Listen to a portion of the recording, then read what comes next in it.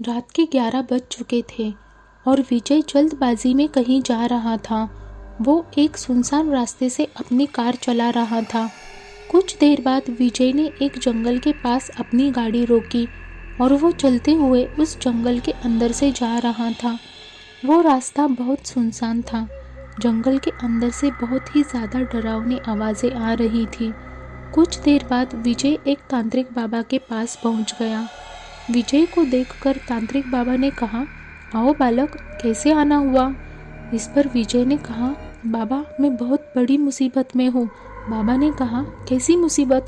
विजय ने कहा, बाबा वो मेरी वजह से सबको मार देगी, प्लीज़ मेरी रक्षा कीजिए। अगर आप मेरी कोई मदद नहीं कर सकते तो अभी इसी वक्त मेरी जान ले लो।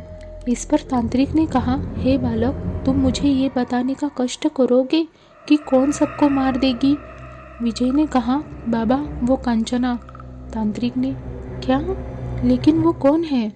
उसके बाद विजय उसकी और कांचना की वो सारी कहानी तांत्रिक बाबा को बताई। ये सुनकर बाबा ने कहा, मैं समझ गया बालक, कांचना को तुम्हारी आदत हो चुकी थी, इसलिए उसने मरने के बाद भी तुम्हारा पीछा नहीं छोड़ा है। मरने से पहले वो अपनी जगह सही थी, लेकिन उसका तरीका गलत था। विजय ने कहा, इसका मतलब आप मेरी कोई हेल्प नहीं करोगे? तांत्रिक ने कहा, बच्चे हमने तो ऐसा नहीं कहा, हम अवश्य तुम्हारी सहायता करेंगे। इस पर विजय ने कहा, लेकिन बाबा आप उसका सामना कैसे करोगे? तांत्रिक ने कहा, अभी कहाँ पर है वो दुष्ट आत्मा? विजय ने कहा, वो मेरे घर पर ही है। तांत्रिक बाबा ने कहा, तो देर किस बात की, चलो चलते हैं। हमें शीघ्र अतिशीघ्र उस आत्मा को बोतल में कैद करना आवश्यक है। तांत्रिक बाबा ने आगे कहा, आज पूर्णिमा की रात है और उसकी शक्तियाँ ज़्यादा काम नहीं करेगी।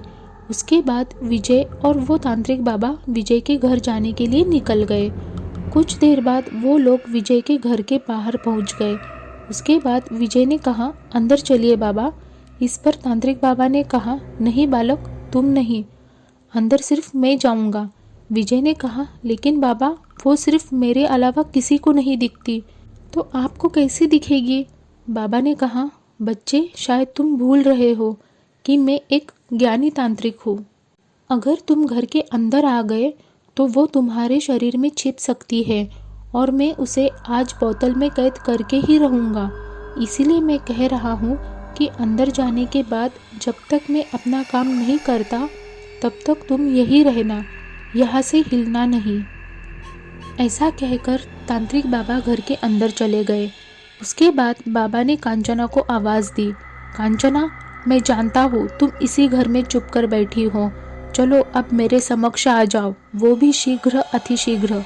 उसके बाद पूरे घर में एक लड़की की डरावनी हंसी की आवाज़ गूंजने लग गई। ये सुनकर तांत्रिक बाबा ने कहा, ठीक है, तुम ऐसे नहीं आओगी, अब मैं तुम्हें ढूंढ लूँगा। उसके बाद सामने से आवाज़ आ गई, ए बूढ़े तांत्रिक, अगर तुम्हें अपनी जान प्यारी है तो भाग जा यहाँ से। इस पर बाबा ने कहा, नहीं, अगर मैं यहाँ से जाऊँगा तो अकेले नहीं, तुम्हें भी अपने साथ लेकर ही जाऊँगा। उसके बाद बाबा के सामने एक लड़की आ गई। उसे देखकर तांत्रिक बाबा ने कहा, अच्छा हुआ तुम यहाँ आ गई, वरना मैं क्रोधित हो जाता। इस पर कांचना ने कहा, अच्छा तो विजय ने मेरा सामना करने के लिए एक तांत्रिक को बुलाया है? बाबा ने कहा, हाँ, मैं तुम्हें मुक्ति देने आया हूँ। इस पर कांचना ने कहा, बिल्कुल भी नहीं, मैं सिर्फ विजय के साथ ही रहना चाहती हूँ। बाबा ने कहा, ऐसा नहीं हो सकता। कांचना ने कहा, देखो तांत्रिक, ये हम दोनों के बीच की बात है, तुम हमारे बीच मत पड़ो, वरना बेवजह मारे जाओगे।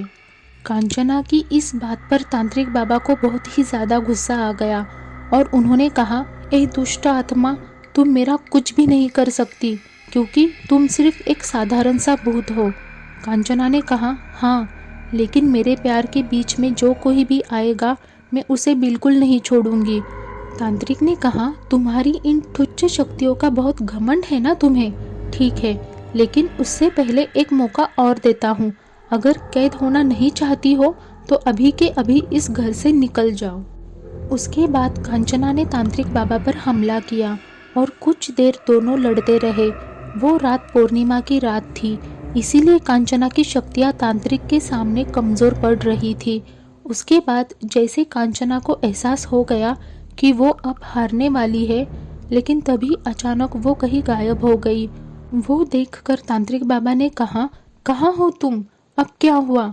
अभी बाबा अपनी बात पूरी करने ही वाले थे, लेकिन तभी अचानक उनको किसी ने एक थप्पड़ मार दिया, लेकिन उन्हें सामने कोई नज़र नहीं आ रहा था। उसके बाद बाबा ने कहा, अच्छा अब तुम चुप कर वार कर रही हो, हिम्मत है तो सामने आ जा डरपोक। उसके बाद तांत्रिक को किसी ने धक्का दे दिया और इस बार भी उन्हें कोई नज़र नहीं आया। उसके बाद बाबा कोई तंत्र बोलने पड़ने लग गए। ओम ह्रीं क्रीं अदृश्य शक्ति प्रकटम स्वाहा। यह मंत्र बाबा ने 3 बार पढ़ा और उसके बाद उन्होंने अपना हाथ हवा में उठाया। ऐसा लग रहा था कि किसी का गला दबा रहे हैं। उसके बाद सामने से एक आवाज़ आई, छोड़ मुझे, तांत्रिक छोड़ दे। उसके बाद कांचना तांत्रिक बाबा के सामने आ गई और उसने कहा, प्लीज़ मुझे यही रहने दो, तुम्हारी और मेरी कोई दुश्मनी नहीं है, तुम उस विजय के लिए मुझे क्यों मार रहे हो? तांत्रिक ने कहा, अब बस बहुत हुआ, मुझे जो करना है वो मैं करके ही रहूँगा। उसके बाद तांत्रिक बाबा ने कांचना को एक बोतल में कैद कर दिया और वो वहाँ से जाने लग गए। इस तरफ विजय बहुत डरा हुआ था। अभी वो कुछ सोचने ही वाला था, लेकिन तभी वहाँ पर तांत्रिक बाबा आ गए और उन्होंने विजय से कहा, बालक अब तुम सुरक्षित हो, मैंने उस दुष्ट शक्ति को कैद किया है और अब मैं तुमसे आज्ञा लेना चाहता हूँ। उसके बाद तांत्रिक बाबा वहाँ से चले गए। आखिर क्या हुआ था विजय के साथ? आखिर कौन थी ये कांचना? उसका क्या रिश्ता था विजय के साथ? आखिर क्यों मार दिया कांचना ने विजय की बीवी को? और क्यों तांत्रिक बाबा ने कांचना को बोतल में कैद कर दिया? जानने के लिए देखिए इस कहानी का दूसरा भाग, कांचना पार्ट 2।